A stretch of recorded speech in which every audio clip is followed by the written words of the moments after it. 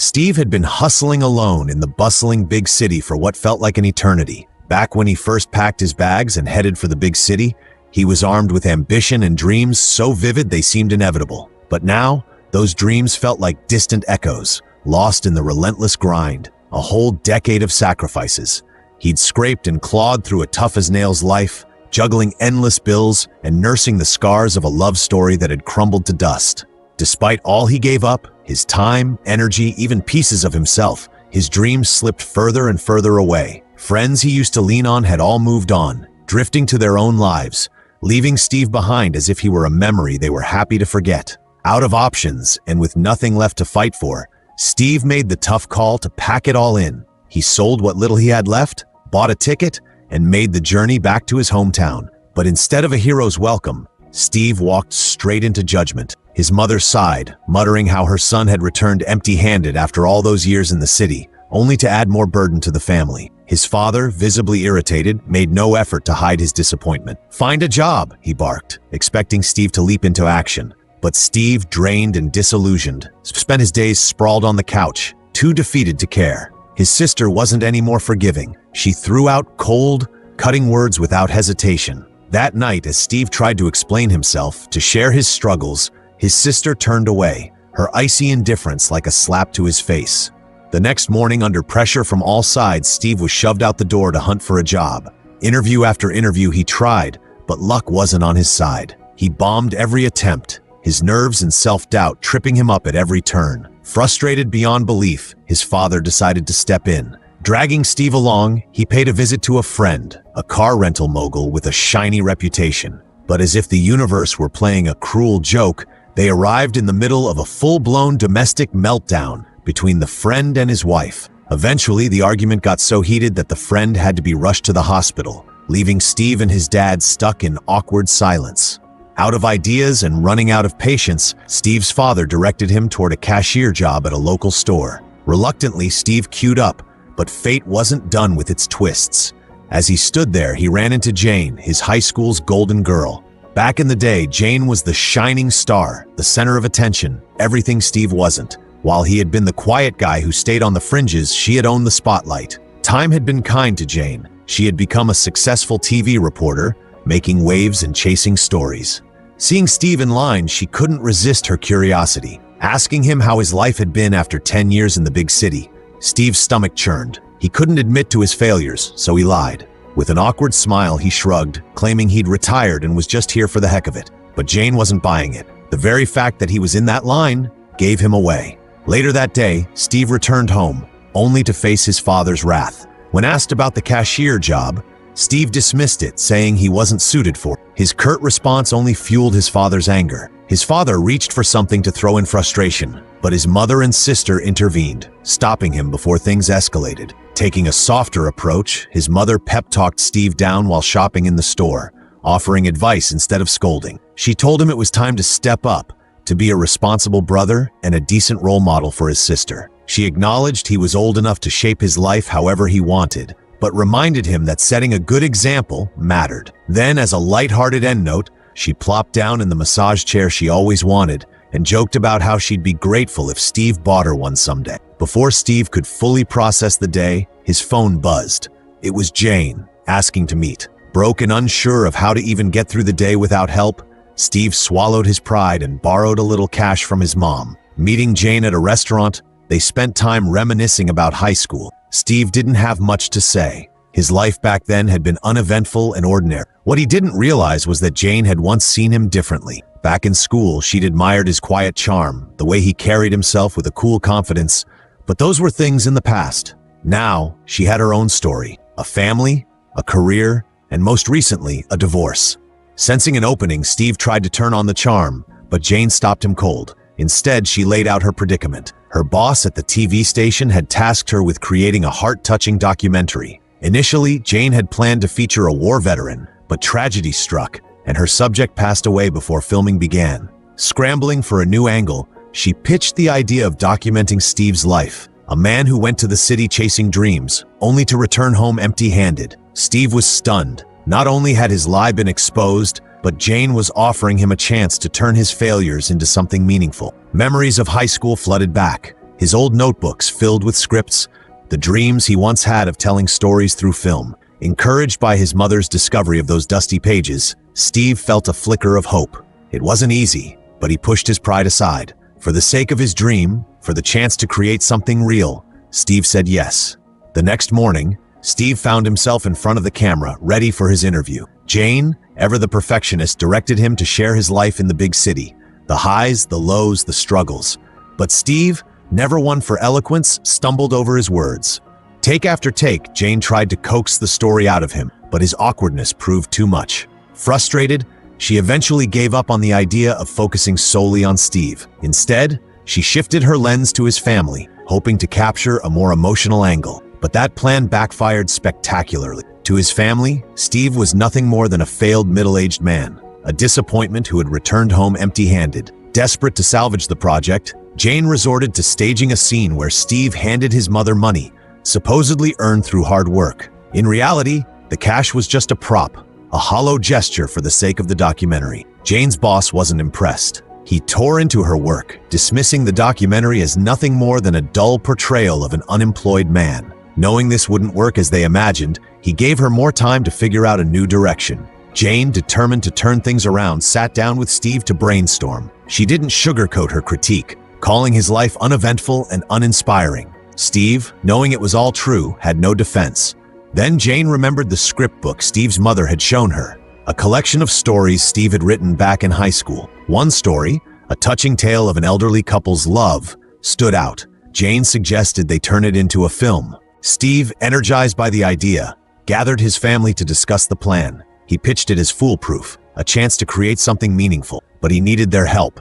His mother and father to play the lead roles, and Wanda to assist with the production. His family agreed, but only on one condition. Steve had to fund the project himself. With no money to his name, Steve scrambled for a solution. He decided to sell an antique vase from the house, hoping it would fetch enough to cover the costs. But at the pawn shop, the owner dismissed the vase as worthless. Defeated, Steve took it back home. Seeing her son struggle, Steve's mother stepped in. She handed him a book from the cupboard, and inside, Steve found a wad of cash. It was his mother's savings, offered to him as the capital for his film. With the funds secured, Steve dove into preparations. But there was one major hurdle. His father refused to act, claiming he couldn't perform in front of a camera. Steve was on the verge of giving up when his mother suggested an alternative. She introduced him to Harry, an old friend and a former theater actor with a reputation in the sub-district. Harry, she believed, was perfect for the role. Wasting no time, Steve brought Harry on board, and the shooting began. Despite the tight budget, the production exceeded Steve's expectations.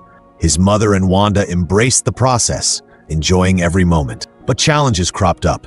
Technical issues like dead batteries and a camera that refused to cooperate. Then there was Steve's father, whose jealousy over his wife's chemistry with Harry caused tension. At one point, his father even banned filming at home, claiming his acoustic club needed the space for practice.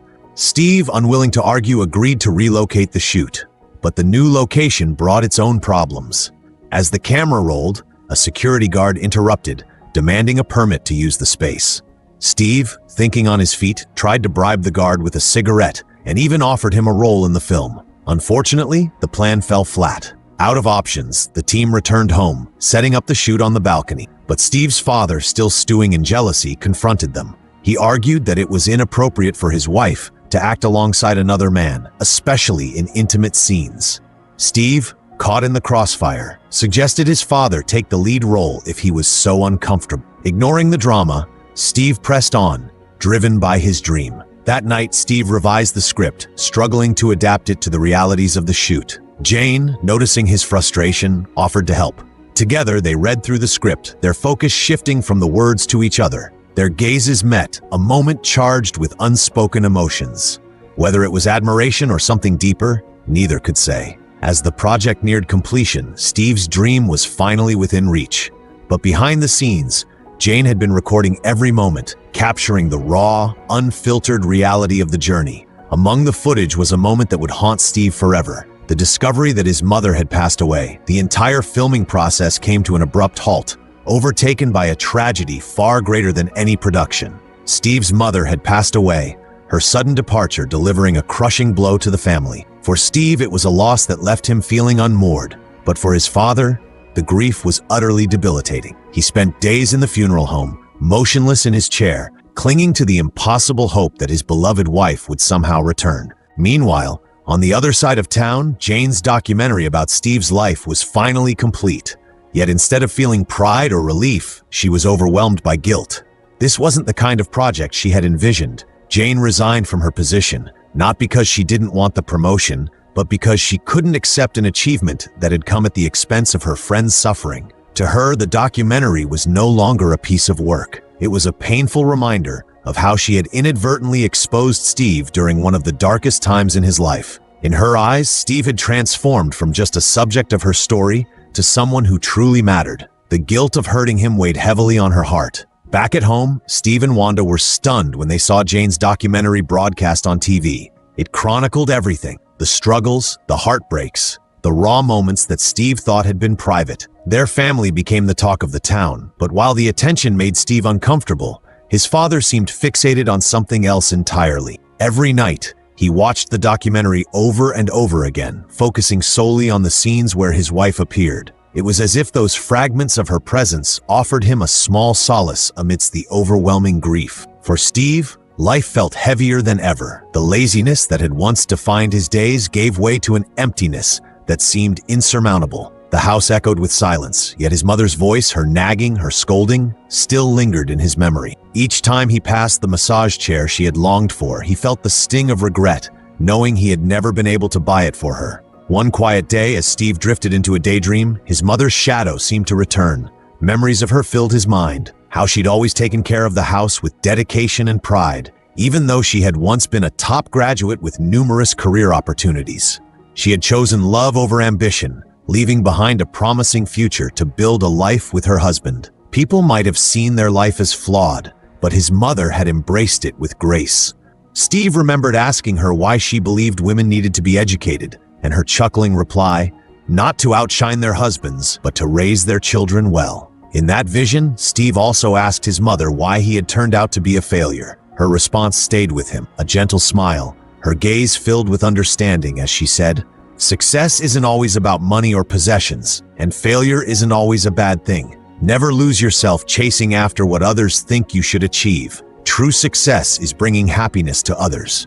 Her wisdom began to heal the cracks in Steve's heart, but before he could dwell further, his father approached him with an unexpected request. "Finish the film," he said, his voice filled with determination. He would do whatever it took to help Steve complete it, not just for the sake of the project, but so he could see his beloved wife one last time. 3 years passed since the loss of Steve's mother, and the weight of grief began to wear on his father's health. When Steve's father passed away a month later, the sorrow deepened. Yet, Steve and Wanda made it a ritual to visit their parents' graves, bringing along the items their mother and father had cherished but never received in life. It was their way of honoring them, of keeping their memory alive. Steve eventually found himself working as a taxi driver, while his sister Wanda pursued her dream of opening a fitness center with a friend in another city. Knowing she would need all the help she could get, Steve handed her his ATM card, offering her the savings he'd set aside. It wasn't much, but it was everything he had, a gesture that spoke of his quiet love for his sister. Wanda, taken aback, finally understood the depth of her brother's care and affection. One ordinary day, as Steve drove a passenger through the city streets, he spotted Jane. She had returned to her husband and was surrounded by her children, radiating happiness. Steve felt no bitterness, only a calm acceptance. He realized that life was a mosaic of joy and sorrow, a balance that everyone carried in their own way. Arriving home, Steve braced himself for the quiet emptiness that had become his new normal. No more nagging from his mother, no angry outbursts from his father, no playful mischief from Wanda. But that day, he received news that turned everything around. His short film had won an award at the biggest film festival in China. Wanda, unbeknownst to him, had submitted it in secret. At the end of the broadcast, a clip of his father played, a message of love and pride. "They may not be great in the eyes of others," his father said, "but to me, my children are the most meaningful thing in my life. Live your lives as best as you can."